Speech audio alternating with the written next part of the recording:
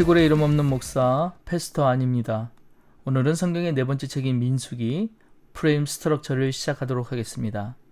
성경의 네 번째 책인 민수기는 출애굽 1세대에게 인구조사를 실시하던 시기부터 출애굽 2세대에게 인구조사를 실시하던 시기까지 광야에서 계속되는 이스라엘 백성의 방황을 주된 내용으로 합니다. 민수기의 핵심어는 방황, 인구조사 등으로 이 책은 모세 오경으로 불리는 토라의 네 번째 책이기도 합니다. 민수기는 시내산에서 시작하는데 여기서 이스라엘 민족은 하나님으로부터 규율과 언약을 받게 되고 하나님은 성막 안에 머무시게 됩니다. 이스라엘 민족에게 주어진 임무는 약속의 땅에 들어가는 것이며 이를 위해 계수되고 행군 준비를 하게 됩니다. 이스라엘 민족은 여정을 시작하지만 그 길의 고난과 어려움 때문에 계속해서 모세와 아론을 향하여 불평불만을 일삼게 되고 이로 인해 하나님은 그들 중 거의 15,000명이나 멸하는 사건이 일어나게 됩니다. 이스라엘은 가나안 경계에 도착하여 가나안 땅에 정탐꾼을 보내게 되는데 이 정탐꾼들이 돌아와 좋지 못한 보고를 하고 그로 인해 공포에 찬 보고를 들은 이스라엘 민족은 가나안 땅에 들어가기를 거부하게 됩니다. 하나님은 이로 인해 그 세대가 가나안 땅에 들어가지 못하고 광야에서 죽는 벌을 내리십니다. 민수기는 모압 평원에 있는 이스라엘 민족의 새로운 세대가 요단강을 건널 준비를 하는 장면으로 끝이 나게 됩니다. 자, 이제 민수기의 프레임을 한번 살펴볼까요? 민수기는 크게 세 부분으로 나눌 수 있는데 9세대의 준비, 불신앙과 약속 지연, 신세대의 준비입니다.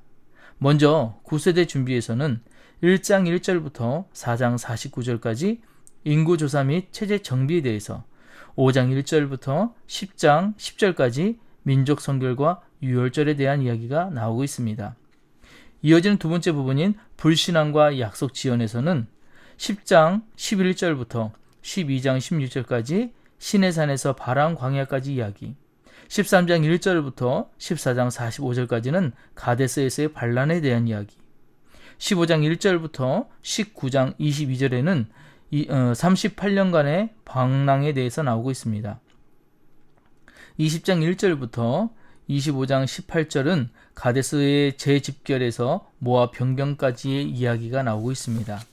세 번째 부분인 신세대 준비 부분에서 26장 1절에서 27장 23절까지에는 인구조사 및 체제 개편에 대해서, 28장 1절에서 30장 16절까지에는 절기제사 및 여자 서원 규례에 대해서, 31장 1절부터 마지막 36장까지에는 요단 동편 분배와 및 서편 분할에 대한 이야기가 나오고 있습니다. 민수기는 출애굽과 가나안 정벌 이야기의 절정입니다. 흔히들 이 책이 창세기에서 소개되고 출애굽기와 레위기에서 전개 및 발전된 이야기의 결론을 짓는다라고 평가하는데 이 이야기는 이스라엘 민족이 하나님과의 특별한 관계 속에서 위대한 민족이 되어 가나안 땅을 받을 것이라는 이야기입니다. 민수기는 또한 거룩함, 신실함, 믿음의 중요성을 강조합니다. 하나님과 그 제사장들의 존재에도 불구하고 이스라엘은 믿음을 잃어 그 세대가 약속의 땅에 들어갈 수 없게 됩니다. 그리고 이어지는 다음 세대를 향한 준비가 이 책의 핵심 내용이라고 할 수 있습니다. 성경을 읽다 보면 하나님의 놀라우신 경륜을 알게 됩니다. 민수기는 이스라엘의 실패를 보여주기도 하지만 하나님의 훈련이라는 관점에서 보면 광야 생활을 통한 이스라엘 백성의 성장을 보여주는 책이기도 합니다. 자, 이렇게 해서 민수기의 프레임을 한번 살펴보았습니다.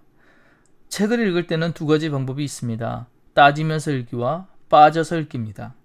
따지면서 읽기는 과학적인 근거와 역사적인 고증을 통한 증거 위주의 책 읽기이고, 빠져서 읽기는 저자의 관점으로 왜 이렇게 썼을까 하며 그 의도를 파악하며 읽는 방법입니다.